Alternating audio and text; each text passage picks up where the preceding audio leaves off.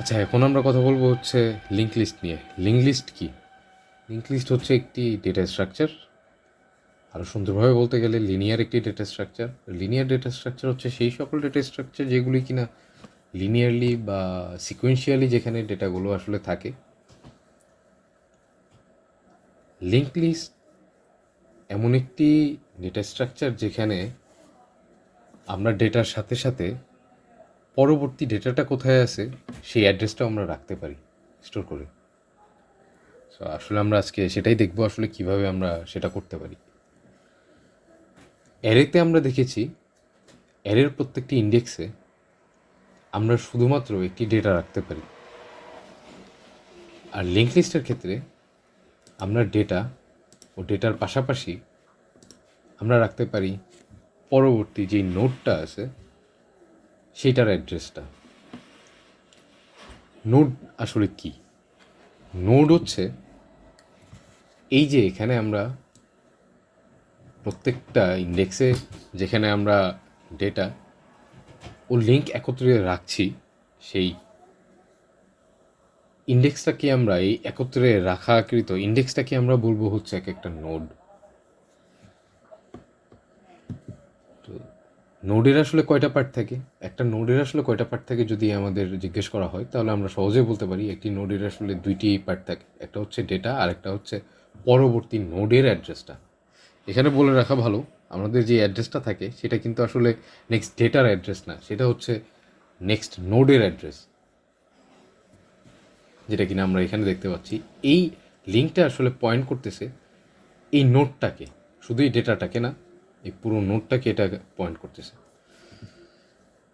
আচ্ছা, এখন আমরা আসি যে আমরা কিভাবে একটি নোড আসলে আমরা তৈরি করতে পারি। তো আমরা আগেই বলেছি যে একটি নোডের আসলে দুইটি পার্ট থাকে, একটি হচ্ছে ডেটা পার্ট, আরেকটা হচ্ছে পরবর্তী নোডের অ্যাড্রেস পার্ট।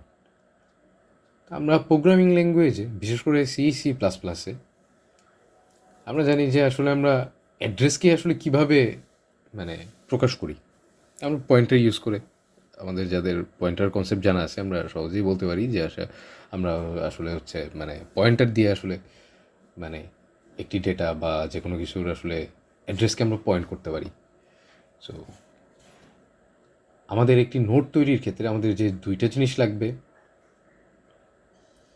প্রথমটি লাগবে হচ্ছে আমাদের ডেটাটা লাগবে, আর দ্বিতীয় হচ্ছে আমাদের নেক্সট নোডের অ্যাড্রেস পয়েন্ট করার জন্য একটি পয়েন্টার লাগবে, যেটাকে আমরা এখানে নেক্সট বলবো। আচ্ছা, আমরা আরেকটা ব্যাপার একটু বলে নিই। এই যে হেড, এখানে এটাকে আমরা হেড বলছি। ডেটা স্ট্রাকচার আসলে কোথায় শুরু হয়েছে, লিঙ্ক লিস্টটা কোথায় শুরু হয়েছে সেটা আমাদের বুঝতে হইলে আমাদের আসলে আরেকটা জিনিস প্রয়োজন। সেটা আমরা কীভাবে বুঝবো? হেড নামের একটি পয়েন্টার আমরা ব্যবহার করব, যে পয়েন্টারটা কিনা পয়েন্ট করবে আমাদের ডেটার যেখানে আছে ডেটার প্রথম পার্টটাকে, ডেটার শুরুর পার্টটাকে আসলে এটা পয়েন্ট করবে। তাহলে আমরা বুঝতে পারবো এই ডেটা স্ট্রাকচারটা, এই লিঙ্ক লিস্টটার আসলে শুরুটা কোথায়, যেখান থেকে আমরা পরবর্তী ডেটা অংশগুলো দেখব। এই কারণে হচ্ছে আমরা একটা হেড টাইপের পয়েন্টার ব্যবহার করি, নোট টাইপের একটি হেড পয়েন্টার আমরা আসলে ব্যবহার করি। আচ্ছা, এবার আমরা দেখব হচ্ছে আমরা একটি নোড কিভাবে রিমুভ করতে পারি লিস্ট থেকে। তো রিমুভ করার ক্ষেত্রে ক্রিয়েটের ক্ষেত্রে আমি আরেকটা জিনিস বলতে ভুলে গিয়েছি। সেটা হচ্ছে আমরা যখন একটি নোড ক্রিয়েট করব, তো আমাদের তো এটাও দেখতে হবে যে তো আমরা আসলে ডাইনামিক্যালি প্রত্যেকটা নোডের জন্য আমরা ডাইনামিক্যালি আসলে মেমোরি অ্যালোকেট করি। সো ডাইনামিক্যালি মেমোরি অ্যালোকেট করার সময় আমাদের এটাও খেয়াল রাখতে হবে যে সিস্টেম থেকে ওই মেমোরিটা আসলে আমাদের দিচ্ছে কিনা, ওই মেমোরিটা আমাদের বরাদ্দ করতেছে কিনা, এইটাও আমাদের আসলে খেয়াল রাখতে হবে। সো আমরা যখন এই নোটটার জন্য ডাইনামিক্যালি মেমোরি অ্যালোকেট করব, তখন আমাদের একটু কন্ডিশন চেক করে নেওয়া লাগবে যে ওই মেমোরিটা কি আসলে শূন্য কিনা বা নাল কিনা। নাল যদি হয়ে থাকে তার মানে হচ্ছে ওই পোর্শনটুক মেমোরির সিস্টেম থেকে ওই মেমোরির ওই পোর্শনটুক সিস্টেম অন্য কোনো কাজে বা অন্য কোথাও ব্যবহার করতেছে বা করাপ্টেড হতে পারে বা যে কোনো কারণে ওই মেমোরিটা আসলে মানে ইউজড বাই দ্য সিস্টেম হইতে পারে। সো যদি সেক্ষেত্রে হয় তাহলে আমরা নোটটা ক্রিয়েট করতে পারবো না, আমাদের আসলে ব্যর্থ হবে প্রচেষ্টা। আর যদি সেটা না হয় তাহলে আমরা হচ্ছে একটি নোটের জন্য মানে জায়গা নিতে পারবো সিস্টেম থেকে, আর একটি নোট তৈরি করতে পারবো। এখন আসি আমরা আসলে একটি নোট কিভাবে আমরা রিমুভ করতে পারি। আমরা দেখতেছি যে আমরা এই লিস্টার প্রথম যে নোটটা আছে সেটাকে কিন্তু আমরা হেড দ্বারা আসলে পয়েন্ট করতেছি। আমাদের যদি বলা হয় যে এই প্রথম নোটটি আসলে আমাদের রিমুভ করা লাগবে, তাহলে আমরা কি করতে পারি সেক্ষেত্রে আমরা যেটা করতে পারি, এখন যেটা হেড আছে আগে আমরা হেডকে সরিয়ে নিয়ে এখানে নিয়ে যাই দ্বিতীয় নাম্বার যে লিস্টের ডেটাটা আমাদের আছে বা যে নোটটা আমাদের আছে সেটাকে আমরা হেড দ্বারা সেটাকে পয়েন্ট করি। সেটাকে যদি পয়েন্ট করি তাহলে এখন আমার হেড কোনটা হয়ে গেল, দ্বিতীয়টা হয়ে গেল। আমি খুব সহজভাবে বোঝানোর চেষ্টা করছি। হ্যাঁ, তো এখন আমাদের হেড হয়ে গেল এই দ্বিতীয় নোটটা, তাহলে এই প্রথম নোটটা কিন্তু আমাদের ফ্রি হয়ে গেল, তাই না? তো যদি এটা আমাদের ফ্রি হয়ে যায়, আমরা যেভাবে এটার জন্য ডাইনামিক্যালি মেমোরি অ্যালোকেট করেছিলাম ঠিক সেভাবে কিন্তু একইভাবে আমরা এটাকে ফ্রি করে দিতে পারি, এই মেমোরিটাকে আমরা ফ্রি করে দিতে পারি, তাই না? এটাকে যদি আমরা ফ্রি করে দিই তাহলেই কিন্তু এই নোটটা আমাদের রিমুভ হয়ে গেল, তাই না? এখন আমি যদি আবার বলি যে আমাদের আসলে হেড না, আমাদের মাঝখানের এই নোটটাকে আমাদের রিমুভ করা লাগবে। সো সেই ক্ষেত্রে আমরা আসলে কি করতে পারি, মাঝখানের একটি নোটকে আমাদের রিমুভ করতে আমাদের দুইটা জিনিস আসলে প্রয়োজন হবে। যেটা আমাদের প্রয়োজন হবে সেটা হচ্ছে আমরা আগে চেক করব এটার আগে আসলে কোন নোটটা আছে। এটার আগের যে নোটটা আছে সেইটার যেই অ্যাড্রেস পার্টটুক ছিল সেখানে কিন্তু এই নোডের অ্যাড্রেসটা ছিল, তাই না? তো এই নোডের অ্যাড্রেস যখন ছিল, তো আবার আমাদের আরেকটা জিনিস লাগবে যে এই নোটটার অ্যাড্রেস পার্টে আসলে কোন নোডের অ্যাড্রেস ছিল আমরা সেটা দেখব।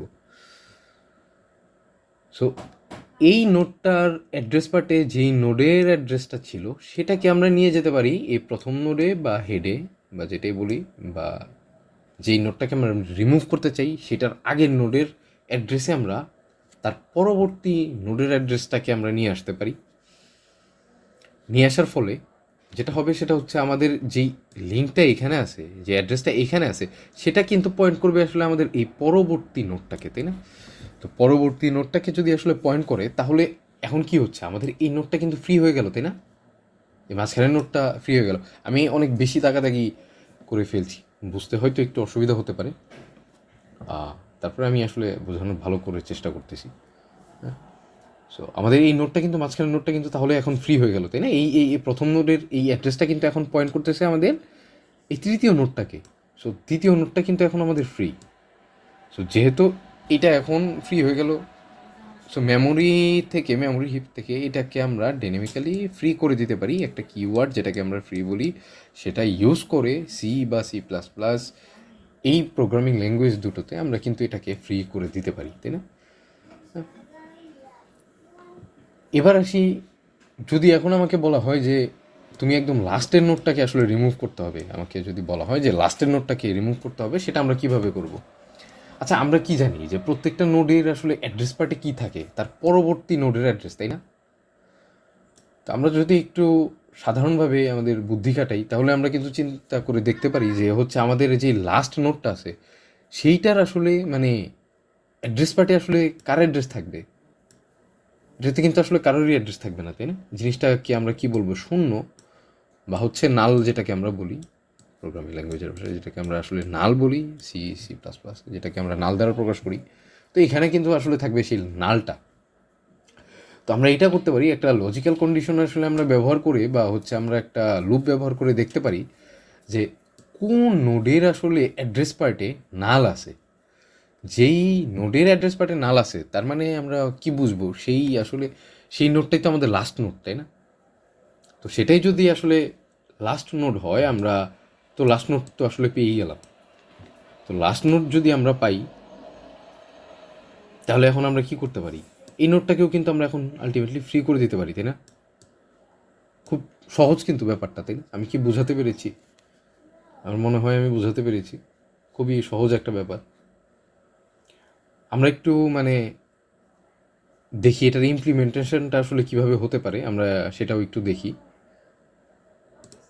আচ্ছা, এটার আসলে ইমপ্লিমেন্টেশন পার্টটাতে আমরা দেখি আসলে কিভাবে করেছি। আমরা আসলে একটি স্ট্রাকচার নিয়েছি, তাই না? আমরা জানি যে হচ্ছে মানে যদি দুটোর বেশি আসলে বা একটির বেশি আসলে ডেটা টাইপ আমরা একসাথে ব্যবহার করতে চাই, সেটাকে আমরা কিসের মাধ্যমে ব্যবহার করতে পারি? একটি স্ট্রাকচারের মাধ্যমে, তাই না? একটি স্ট্রাকচারের মধ্যে কিন্তু আমরা মাল্টি ডেটা টাইপ আসলে রাখতে পারি, মানে অনেকগুলি ডেটা টাইপ আসলে একসাথে রাখতে পারি। যেমন এখানে আমরা ইন্টিজার টাইপের একটি ডেটা নিয়েছি, আবার নোট টাইপের কিন্তু একটি পয়েন্টার আমরা নিয়েছি। নোট কিন্তু এখানে একটি আসলে ডেটা টাইপ হিসাবে ব্যবহৃত হয়েছে। হ্যাঁ, মানে এই নোটটা একটি data type, structure data type, আর এটা কিন্তু তার মানে ভেরিয়েবল নেম আমরা যেটাকে বলি বা রেফারেন্স বলি অনেক সময় অবজেক্ট ওরিয়েন্টেড প্রোগ্রামিংয়ে। সো এটা হচ্ছে নোট টাইপের একটি ডাটা। হ্যাঁ, ডেটা যাই বলি আমরা, এটার একটি পয়েন্টার হচ্ছে এই নেক্সট, যেটা কিনা আমাদের পরবর্তী নোটটার অ্যাড্রেসকে আসলে পয়েন্ট করবে। হ্যাঁ, এই নোটটা এটা কিন্তু আসলে নোডের যে অ্যাড্রেসটা আছে সেটাকে আসলে আমরা এখানে পয়েন্ট করবো। এই কারণে নোট টাইপের একটি পয়েন্টার আমরা নিয়েছি। এখানে যদি আমাদের বলা হতো যে অন্য কোনো ডেটা টাইপের আসলে কিছু একটা নিতে, আমরা কিন্তু সেটাও নিতে পারতাম। আমরা যদি চাইতাম এখানে মানে মানে আমরা কিন্তু ফ্লোট ব্যবহার করতে পারতাম, বা হচ্ছে মানে ডাবল ব্যবহার করতে পারতাম, বা অন্য যে কোনো কিছু আমরা আসলে ব্যবহার করতে পারতাম স্ট্রাকচারের মধ্যে, তাই না? আমরা জানি এটাই স্ট্রাকচারের আসলে একটা সুবিধা। আবার এই যে দেখো, আমরা হচ্ছে একটি হেড পয়েন্টার নিয়েছি, ওই যে প্রথম যে নোটটা আছে সেটাকে আসলে পয়েন্ট করার জন্য, তাই না? আচ্ছা, এবার দেখি আমরা আসলে কিভাবে একটি নোটের জন্য মেমোরি অ্যালোকেট করতে পারি সিস্টেম থেকে। আমরা আসলে এই যে নোট টাইপের একটি ফাংশন লিখেছি, যেটা কিনা আমাদের একটি নোডের অ্যাড্রেস রিটার্ন করবে, তাই না? নোডের অ্যাড্রেস রিটার্ন করবে, যেখানে প্যারামিটার হিসাবে আমরা ব্যবহার করেছি যেই ভ্যালুগুলো আসলে আমরা পাস করব, সেটা হচ্ছে একটি ইন্টিজার আইটেম, মানে যেই আইটেমটা আমার থাকবে, আর পরবর্তী কোন নোডের অ্যাড্রেস আমরা আসলে দিচ্ছি, পরবর্তী নোড কোনটা সেটার অ্যাড্রেসটা আমরা এখানে পাস করব। হ্যাঁ, তাই না? সো আমরা কী করতে পারি, প্রথমে নোট টাইপের একটি পয়েন্টার আমরা ডিক্লেয়ার করতে পারি। ডিক্লেয়ার করে আসলে এইখানে জায়গা আমরা কতটুকু নিব সেটাও কিন্তু একটা ব্যাপার। জায়গাটা আমরা ততটুকুই নিব, একটা নোড আসলে যতখানি জায়গা নেয়, এই যে নোডটা যতখানি জায়গা নিয়েছে আমরা সেই জায়গাটুকুই কিন্তু নিয়েছি। এই যে দেখো, ম্যালোক মানে ডাইনামিকলি মেমোরি অ্যালোকেট করার জন্য আমরা এই কিওয়ার্ডটা ইউজ করি, ম্যালোক। আর সাইজটা কি হবে, যেটার জন্য আমরা সিতে আসলে আর একটা জিনিস ব্যবহার করি, সাইজ অফ, মানে এই কিওয়ার্ডে ব্যবহার করি সাইজটা বোঝাতে, সাইজটা কতটুকু হবে, সাইজ অফ কতটুকু, তাহলে সাইজটা হবে নোডের সমান সাইজটা হবে, তাই না? এই যে নোডের সমান এই সাইজটা বোঝানোর আমরা একটা মানে নোড সাইজের নিয়েছি। আচ্ছা, এখন আসলে আমরা তো চেক করব যে আচ্ছা এইটা আসলে অ্যাড্রেসটা আসলে আমাদের অপারেটিং সিস্টেম আসলে অন্য কোথাও ব্যবহার করেছে কি না, এইটা চেক করার জন্য আমরা কি করতে পারি। আমরা দেখব যে এই নিউ নোডটা, এই নোড টাইপের এই মানে এই পয়েন্টারটা আসলে কি নাল কিনা, এই অ্যাড্রেসটা আসলে নাল কিনা, এই জায়গাটুকু আসলে নাল কিনা, এটা দেখব, এটা চেক করব। যদি নাল হয় আমরা কি করব, এক্সিট করে ফেলবো এখান থেকে, এক্সিট। যদি নাল না হয় সেই ক্ষেত্রে এই নিউ নোডের এই দেখো স্ট্রাকচারে, এটা কিন্তু আমরা এই যে স্ট্রাকচারের যে ডেটা পার্টটা আছে না, এটাকে আমরা কিন্তু এখানে পয়েন্ট করতেছি, তাই না? এই যে নিউ নোডের, এই যে নিউ নোডটা আমরা তৈরি করেছি এখানে, এই নিউ নোডের যেই ডেটাকে আমরা এখানে পয়েন্ট করতেছি, এই ডেটার মধ্যে আমরা কি রাখবো, এই ডেটার মধ্যে আমরা রাখবো যেই আইটেমটা আমরা পাস করলাম না, ভ্যালু ইন্টিজার ভ্যালুটা যেটা পাস করলাম না, সেটা আমরা রাখবো হচ্ছে এখানে আইটেমটাকে আমরা রাখবো এই ডেটার মধ্যে, স্ট্রাকচারে এই ডেটার মধ্যে আমরা রাখতেছি এটাকে। আর এই নিউ নোডের এই নেক্সট পার্টে আসলে কি থাকবে, এই নোডের মানে নেক্সট পার্টটাতে কি থাকবে, এই নিউ নোড দ্বারা কিন্তু এখানে আমরা এই স্ট্রাকচারের এই নোডের এই নেক্সট পার্টটাকে কিন্তু আসলে আমরা এখানে পয়েন্ট করতেছি। তো এই নেক্সট পার্টে যেই জিনিসটা থাকবে সেটা হচ্ছে এই যে আমরা যে নেক্সট এখানে যেই নেক্সটের যেই নোডের অ্যাড্রেসটা আমরা পাস করতেছি না, এটা কিন্তু এখানে থাকবে, তাই না? সো এইটা তো আমরা অ্যাসাইন করে ফেললাম, তৈরি হয়ে গেল আমাদের একটা নোড আসলে তৈরি হয়ে গেল। আমরা এই যে রিটার্ন করতেছি, রিটার্ন করবো, তাহলে আমরা এই যে নিউ নোডটা ক্রিয়েট করেছিলাম না, এই নিউ নোডটা আমরা আবার এখন রিটার্ন করতেছি। তো আমরা দেখি মেন ফাংশনে আমরা কিভাবে আসলে এটাকে কল করতে পারি। আমরা এখানে নোড টাইপের আসলে কয়েকটা পয়েন্টার তৈরি করে প্রত্যেকটা নোডের মধ্যে আমরা এই ফাংশনটাকে কল করছি। কল করে এখানে আমরা ভ্যালু আর আরেকটা পয়েন্টার আসলে আমরা পাস করে দিচ্ছি। তো স্বভাবতই কিন্তু এটা আসলে তৈরি হয়ে গেল, তাই না? মানে প্রোগ্রামটার যে স্ট্রাকচার সেটা দেখেই কিন্তু আমরা সহজেই বলে দিতে পারি যে এখানে আসলে মানে আমরা তৈরি করে ফেলেছি একটি নোড।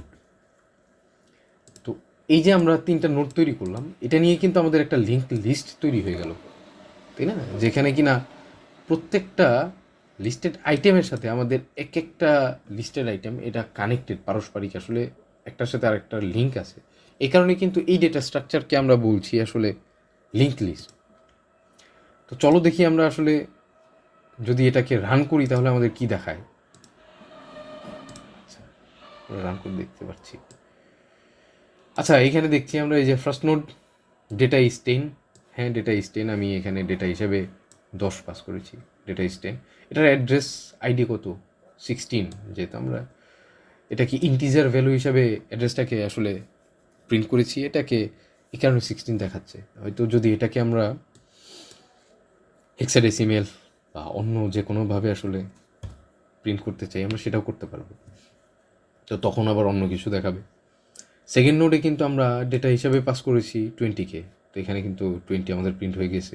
আবার অ্যাড্রেসে আমরা এই মানে টি এর যে এই তৃতীয় নোডের যেই আসলে অ্যাড্রেসটা আছে আমরা কিন্তু এটা এখানে দেখতে পাচ্ছি, তাই না?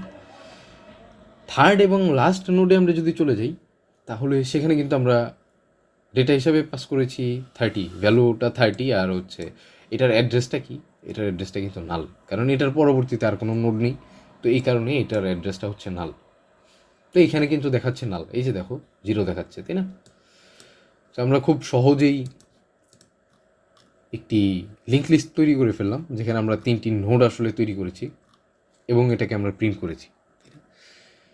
আমরা how to remove or delete এটার ইমপ্লিমেন্টেশনটা এখন এখানে দেখিনি, আমরা পরবর্তী ভিডিওতে এটা দেখার চেষ্টা করব।